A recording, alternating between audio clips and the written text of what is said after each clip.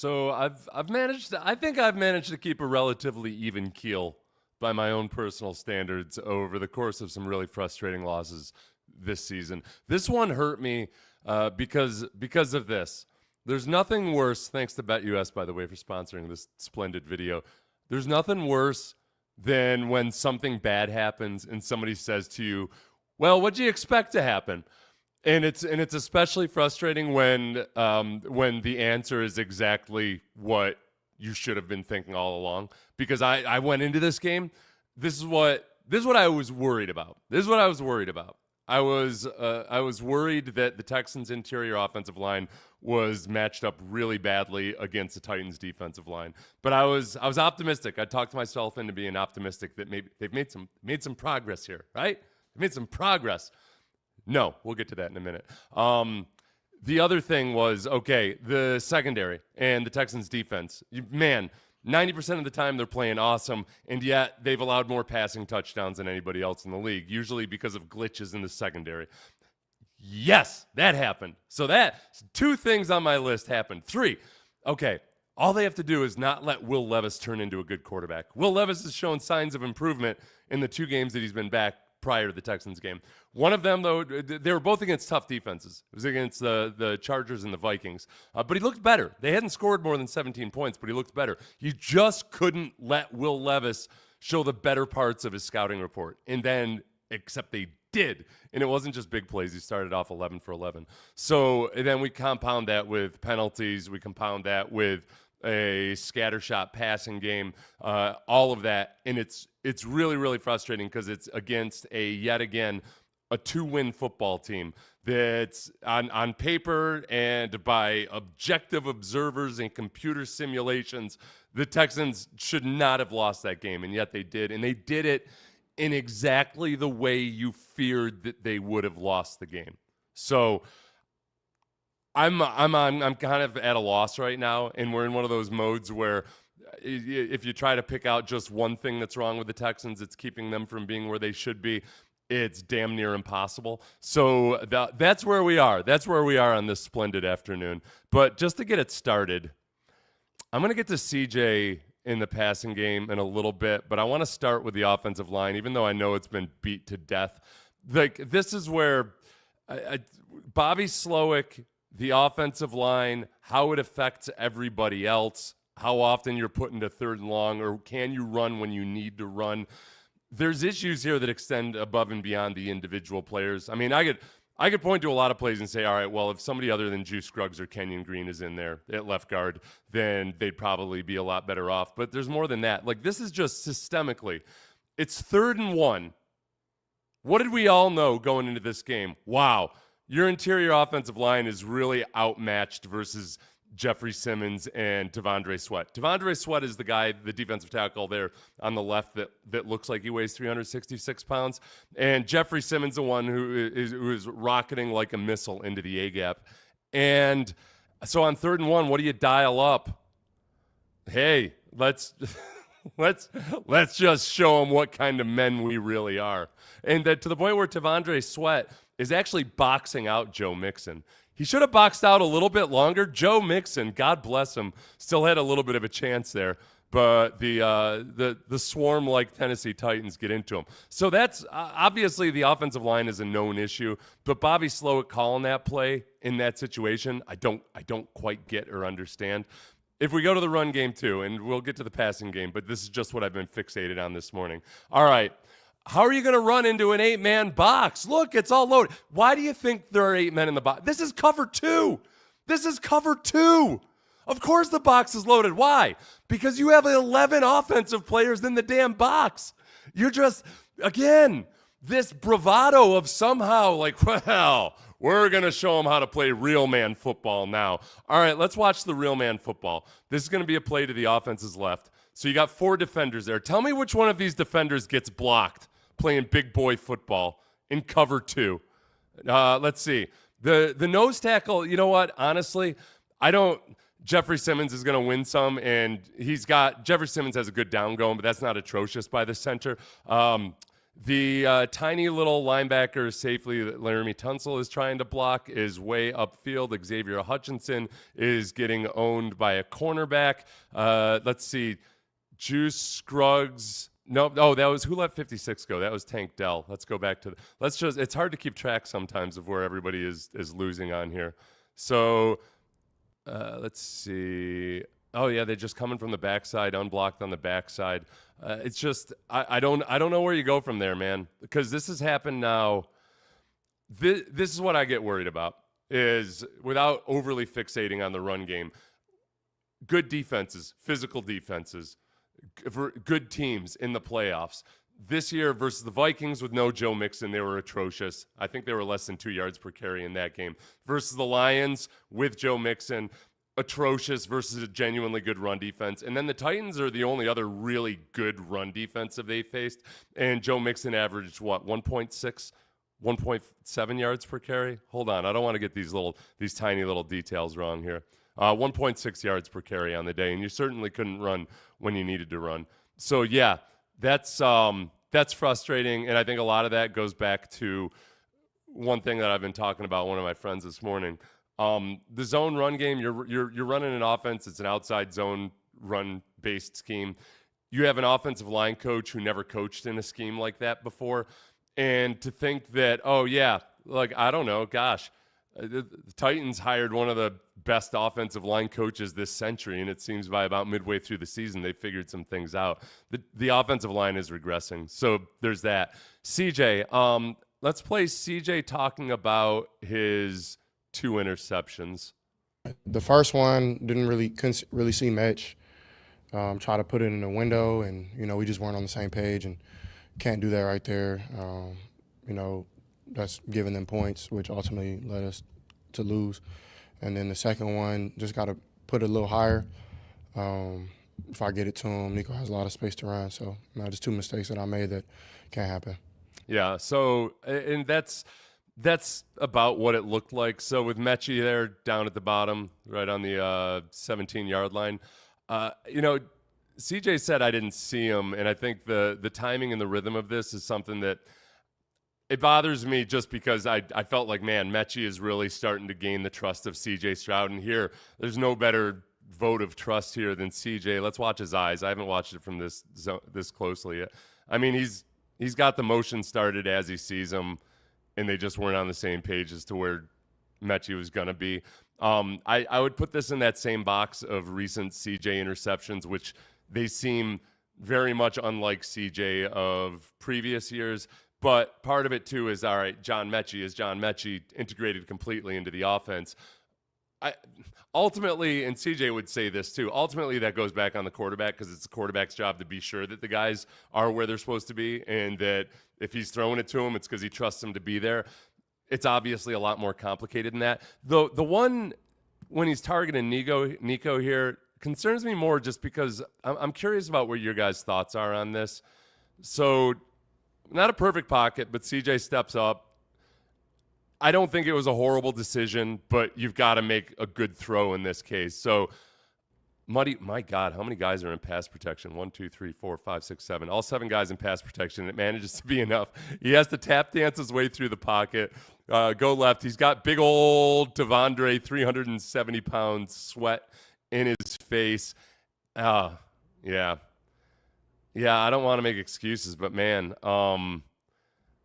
it's been a lot of this. Let's watch Devondre. Since Devondre Sweat is really the root cause of all of this on this particular play, let's go watch it. Let's watch Devondre Sweat for a second. So they start off. Devondre Sweat's the left defensive tackle. Simmons is the right. Devondre Sweat starts off to the right. Oh, wait, my God, Simmons is so much bigger than I expected him to. So that's Simmons. Simmons comes around on a natural twist. Yeah, gets into Shaq Mason and that's enough. Oh, damn it. All right, that's why. This is why I was confused. This was Cade Stover, the one that I thought originally was inaccurate but wasn't. This is just brilliant editing here by me, I'll tell you this much. All right. So here you got Jeffrey Simmons on the left getting double teamed. T'Vondre Sweat's just holding off Juice Scruggs with one hand like he's his little brother. Yeah. Yeah. So, again, I'm not going to make any excuses for CJ. He's navigating a lot. This is okay. So this one, I don't know if I blanked out. I'm guessing because I'm guessing they pointed out that this was tipped on the broadcast. But in my mind, I went back and found it because I thought it was a really errant pass by Stover. So I either had the audio off or wasn't paying attention at that point. These are just incompletions. All right, somebody in his face actually makes a pretty nice throw. Nico drops it. I'm not here to lambaste Nico, and obviously that play was going to be dead in the water anyway. The Titans got a read on the boots. These are some of the plays, though, this is the one in the dirt to Nico. Not very CJ-like, but CJ, he completed 60% of his passes. My thought after this game was that I felt like CJ, if he hadn't had the poor performances in previous games, I don't think I would necessarily be pointing this out as a particularly inaccurate game, except that now we're starting to see, now we're looking for it. Like this one, too. It's dropped to Tank Dell. And so, look, CJ's not to blame on this one. He's got time. Gets hit as he's throwing it, but that's a good enough pass. The ones that I'm kind of concerned about in general, including the deep strike to Nico earlier, that he kind of had to slow down for, is if there is just something missing off of CJ's arm right now, whether it was him being late to make the decision to throw to Tank on the interception a couple weeks ago, that there is definitely something off in either the accuracy or arm strength or whatever, and I think it might be bleeding over into CJ's decision making. And on top of that, you compound the poor pass protection for much of the year. And then the inability to get into advantageous down and distance situations. And it's a bad situation for your young quarterback. And individually, the offensive line needs to block better. Yes, the tight ends need to block better. Dalton Schultz, I have no idea what the hell he's doing half the time out there. I don't. That screen where he's just turned into a spectator at the very beginning of the game, I don't get it. I don't understand it. He can't block anybody up top. He tries to cut block people in the run game, and he can't do that either. It's a mess there. The miscommunications with wide receivers, like all of that ultimately has to come back on the coaching. That ultimately it's Bobby Slowick's operation. The analogy I used this morning was, hey, you walk into a bad restaurant, you walk into a bad Denny's, and you can tell all over the place there's not stuff going right. You got to get a new manager. And unless they right some of these issues that are making it impossible to even define down in and down out what's going to be the issue, Bobby Slowick's got to be under hard scrutiny by the end of the year. All right, D'Amico, I know a lot of you got upset about this, so I want to weigh in on this a little bit. This is D'Amico putting out opinion about how the game went that I don't think a lot of you agree with. The concern for me is we need to play complementary football, right? We play complementary football, we win games. When we don't, we're not relying on one side, right, to carry the entire team. So whatever happens, our offense gave us enough points to win the game. So that starts with the defense. We didn't do enough to stop them. We didn't stop the run, and we didn't run the ball well. And we gave up way too many points on defense. So our offense did plenty. They gave us enough points. And defense, we have to be able to stop them. Okay. So the concern for me is we need. So two things here. One is people's concern, people feeling like, man, see, D'Amico just sold out the defense in favor of supporting the offense. Because on the surface, what he said there is not accurate. It's not accurate at all. They scored the Texans offense scored 20 points. Remember, Jimmy Ward scored 7 of them. And then what's become a common theme is, man, when the Texans defense turns the ball over or takes the ball away, the offense does nothing with it. And the Texans in this game offensively, their scoring drives, there was only one impressive scoring drive. There was let's see. The one-play touchdown drive was a 19-yard. That was Damian Pierce. Thank you, Damian Pierce, for a lot of that. There was a 6-play punt. Let's see. The field goal was a respectable drive. That was like a 60-yard field goal drive. Gosh, and then it's hard to find the other scoring drives. The missed field goal was at 39 yards. And that's just becoming a common theme. Defense takes the ball away, and luckily they scored with it this time. But the offense is doing nothing in the second half. The defense has scored more touchdowns in the second half in the last 6 games than the offense has, and it's really, really bad.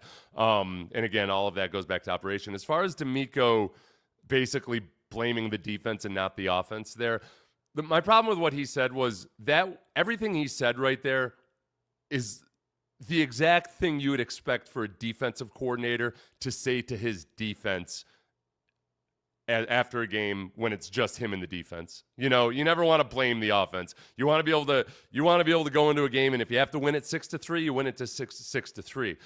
But I think like D'Amico in basically letting the offense off the hook there, and I know this is a press conference and he's going to address the team differently. Trust me, I've been there. It feels too much like a defensive coordinator who's the head coach of this football team, as opposed to a head coach who used to be a defensive coordinator. And I'm trying real hard not to be too persnickety about this, but we've lived through this before with Gary Kubiak. And the difference, and I'll tell you the difference here. Okay, Gary Kubiak was a young rookie head coach, offensive-minded, obviously, and he basically left the defense to its own devices for the first few years. And honestly, he would continue to. The problem was his first 2 years, it was Richard Smith and Frank Bush. Those weren't the guys. It ended up working out with Wade Phillips because Wade Phillips is a good defensive coordinator and a guy who had been a head coach before. Richard Smith had actually been a defensive coordinator before, twice, I believe. Once it was under Saban, so that didn't really count. But as bad as Richard Smith was, at least he was a veteran at it. Right now, we've got a defensive-minded head coach who's calling the plays on defense, as far as I can tell. So very much involved with the defense still. And he's letting the offense be operated by a guy who's in his second year as a coordinator. And it's not working. It's not working at all. So I'm not saying this trying to be trite or snippy or anything else like that. Like D'Amico's got to help fix this offense. It's because there's systemic issues right now in the way things are operating that just flat out they're not going to get it done. I can live with the secondary screwing up as long as they're also making plays on the other end, as long as they're creating opportunities. I don't want them screwing up as much as they did versus the Titans, don't get me wrong, but that hasn't been a systemic issue. Those have been fixable issues or things that you might be able to live with as long as you're getting 8 sacks in a game, as long as you're coming up with drive-stopping TFLs. The offense has done very, very little to counterbalance a lot of the woeful things they're doing right now. So the secondary, and I just threw a couple in here. There were plenty of big plays to choose from. Yeah, hold on a second. Let me get this pulled up. I'll get to your questions, everybody. Allow me to vent a little bit. I was on social media too much this morning. It was a waste. Wasted my time and energy and emotion. Indulged a troll. Stupid of me. All right, what do we have here? I believe this is the first interception. So let's just go ahead and take a look at your safety right there at the just above the 2 there at the bottom. And I mean, he bites on the double move, expects a crossing route. It's not a blitz, so this isn't a situation where you should be expecting the ball to come out quickly necessarily. And then the name of the position is safety. Your job is to keep it safe for everybody else. You are the missile shield, and no, there are bombs in our territory there. So no more mental errors like this, please. It's the same play. Oh, no, this one I just wanted to throw the D-line into the mix because the defensive tackles here, I felt great shame as a defensive tackle here that these guys were as unaware on this trap as they were. So, and just to point out, I mean, you know, Pollard had 5 yards per carry on the game. It's not like the Texans' run defense was shutting them down or anything. It's just that the passing issues were more glaring. So this is going to be a trap. Watch both defensive tackles. In a scheme like this where you encourage your defensive linemen to just jet upfield as fast as possible, they're going to be vulnerable if they're not aware enough to stuff like this, where watch on the right side of your screen, the left defensive tackle, I think that's Heinisch. I mean, he gets upfield. This is a God, I hate this play, but it's effective. You know, he's reading this pulling guard. His hands take him there, but he gets taken so far out of the play that the pulling guard actually doesn't even have to block him. Then you look at the right defensive tackle, and likewise heading upfield. And all right, God, I thought that was Ben Jones for a second. You gotta press back there. Wouldn't have made it. I mean, that hole is so gapingly large, and it wouldn't have mattered on this play. But they just were caught off guard on that. And, you know, it's D'Amico's defense, your defensive linemen, when you're encouraging them to be hyper-aggressive all the time, there's a few key things like traps that they've got to be aware of and understand where the threats are coming from. And at times they've been unaware of that, and they get victimized for it. So something to watch. Which play was this? I don't even remember. Oh, this was Henry To'oTo'o biting on the play action. When you have an offensive line that actually knows how to sell the play action really well, you get To'oTo'o right there underneath the fast forward button that I couldn't get off. Gets sucked up deep, misses the tight end coming past him. But then I don't know what the explanation is for the lack of swarm when you've got at least 3 defenders here who could have been in position to make the play. Stingley was running in man coverage. This is the kind of stuff that happens that you're late to recognize what's going on.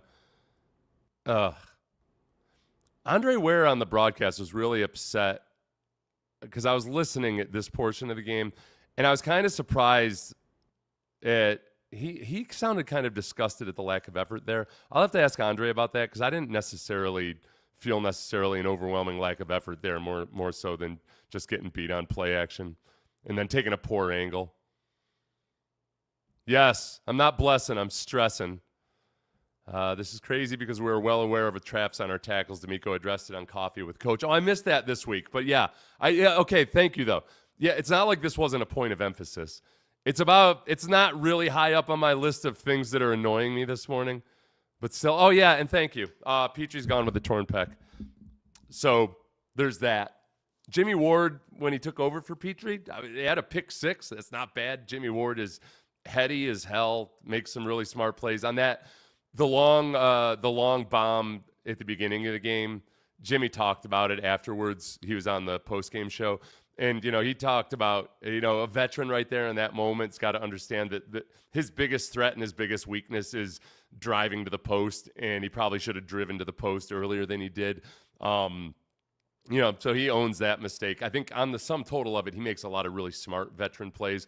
Alshire's interception last week when he gave the violent contact at 5 yards to knock the receiver off his route, like he does a lot of stuff like that, and I'm intrigued to see what he'll do in the star position. But now I'm extra nervous about it. We had poor safety play yesterday to begin with, and now this moving one of your starting safeties to the star all the time, not feeling awesome about it.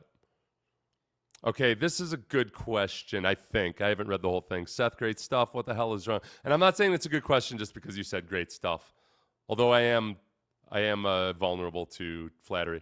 What the hell is wrong with CJ's always backing up and not stepping in and moving within the pocket when there's time? Enough with this always blaming the O-line, and CJ needs to take responsibility. I don't know if he just jumped on, Izzy.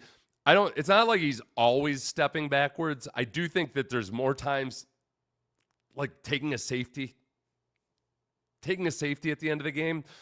Yeah, that's an ideal and opportune time to navigate your way up through the pocket.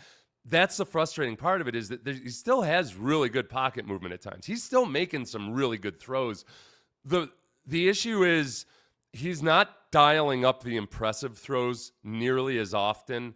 And there's more times like on that throw to Nico where he's botching the easy throws. But I would look to yesterday, the one throw to Mechie that got broken up, I think could have been closer to the sideline. That was a tough throw to make regardless, but I don't think he made it the way he typically does. The other one, when he tried to throw to Tank on the sideline, and it was really just tough to even figure out exactly what the play on the ball was at that point. We've just seen more of that. And like, that's the frustrating thing. And I think it's easier sometimes to identify who's screwing up on the offensive line. With CJ being so extremely accurate as he was as a rookie, and being very, very careful with the football as a rookie, it's hard to identify and pinpoint down. There's times where, yeah, his mechanics aren't picture perfect, but he can make good throws typically when he doesn't have picture perfect mechanics. There's other times where he's getting hit or there's pressure in his face and he's making the throw. And is it a matter of, all right, he shouldn't try to make that throw, or he used to previously would have been able to make that throw? It's a grab bag of various issues, and it's very, very frustrating. I am not prepared to speak with any amount of confidence on that topic right this moment. Not even close. So we'll see. I think that, let's see. It's crazy because his pre-draft comp was Jared Goff, and he looks like him with a bad line. That's interesting. I still think he's more capable of improvisation than Jared Goff, but that's interesting. I'll have to think about that too. Texans freaking suck, Seth, and my high hopes of D'Amico as head coach are slowly fading away. The way his defense is pathetic, offense and OC. There's a lot of emotion there trying to cram in on a keyboard. I get it. I'm not worried about. These are the people I'm not worried about long term. I'm not worried about D'Amico long term. Like, D'Amico is a second-year head coach. D'Amico does have to figure some things out in terms of game management, which curiously took a step backwards this year too. But game management, all of the rest of it, D'Amico's people skills, his ability to keep guys engaged, all of that, I think he's going to figure it out. I'm not worried about CJ long term. I am worried about Bobby Slowick long term. Right this moment, there's zero part of me that wants to give Bobby Slowick a chance to learn and grow and flourish one more year if they don't figure this thing out sometime between now and the playoffs. So my long-term hopes for that, very, very low. My long-term hopes for the offensive line and the tight ends right this moment, Cade Stover, there's your answer. I feel really good about, and I don't feel awesome about him. I'm just intrigued by the potential upside. I don't think that Dalton Schultz all of a sudden is going to turn into a competent blocker. I don't, and the offensive tackles they're fine. They're not worth what they're getting paid, but they're fine. Laramie Tunsil doesn't give a damn if he hurts the team by being the leader in the league in penalties yet again. Remember, he's in the top 3 in penalties every year. And this is not something that good offensive tackles simply do because they want to get a jump on the snap count. It was just like, no, Trent Williams, it took Trent Williams 4.5 years to have as many false starts as Laramie Tunsil had 6 games into this season. So that's how I feel about that. There's plenty of genuinely good all-around offensive tackles who don't negligently murder their own team one drive per game. There's that. But he's good enough. The interior offensive line, I've got no answers for you. I mean, Shaq Mason is not the Shaq Mason that Caserio had in his head when he doled out that contract, right? Juice Scruggs was all right. I think like something he might be making it all right as a center. Boy, he's god awful as a guard, just god awful. Patterson, I have some potential hopes for, but the sum total of it is just accountability. Start calling people out.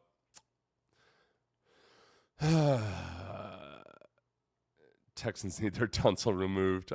Titans were running for over 7 yards per carry early, which is how they got to the 38-yard shot at Murray, and likely why the play action pulled toe and so on. Yeah, run defense was atrocious to start. No, good point, Ian. I was a little too soft on the run defense earlier just because the deep shot. You're right. You're exactly right. Play action, you don't have to run the ball really well for play action to be effective, but it sure does make it a lot easier. And yes, 100%. Good call. So, good question here. What could Slowick do to make them perform better? That is a very good question with a lot of it goes back to hiring an offensive line coach who's ever actually coached in an outside zone run-based system. Because that's one thing that's been driving me insane. That at least would be an excuse for the run game. I don't think it's necessarily an excuse for how hard it was for them to figure out pass protection early in the year. And I'm still not 100%. I still don't feel 100% confident about the pass protection. They've managed to use 7-man protections without screwing it up mentally. I know there's one floating around on social media this morning that's the protection is actually okay. But they're still having to utilize 7-man protection a lot, and they've just gotten better at doing it. So that's not like they've actually fixed it or cured it. So there's that. If you could all of a sudden get Strausser to actually be competent, because this is the thing I always hear when I send out to my O-line cabal about various run plays and like, hey, I want to be sure I criticize the right guy here. Who's this?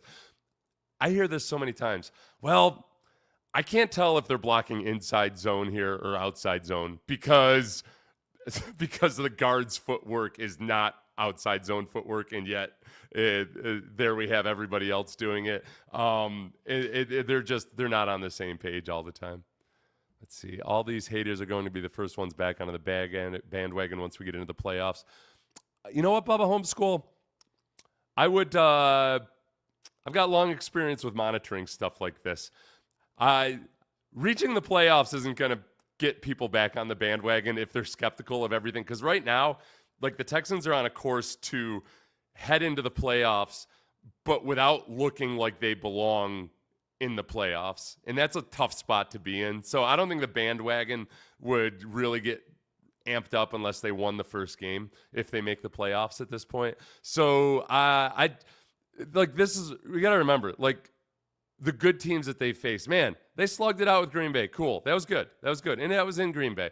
The Lions, they slugged it out with, but they lost a lot of the physical battles offensively. And remember, they intercepted Jared Goff 5 times and you still lost that game. So they slugged it. Slugging it out is not the right term to use just because it was a close game. They squeaked out a loss that could have been a blowout versus the Lions if they hadn't intercepted Goff 5 times, because the offense was just completely uncompetitive. The offensive line just got manhandled by actual men, and that's what it looked like again yesterday. It's boys versus men. It's full-grown men with tattoos and everything going up against like teenagers who have the little squiggly wannabe mustache.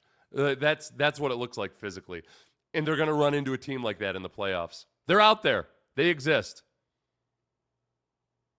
But but there's still, to bring it back, Bubba, there is still time. I do think the offensive line has made progress in some regards, but they've got just some huge blemishes and warts they have to figure out.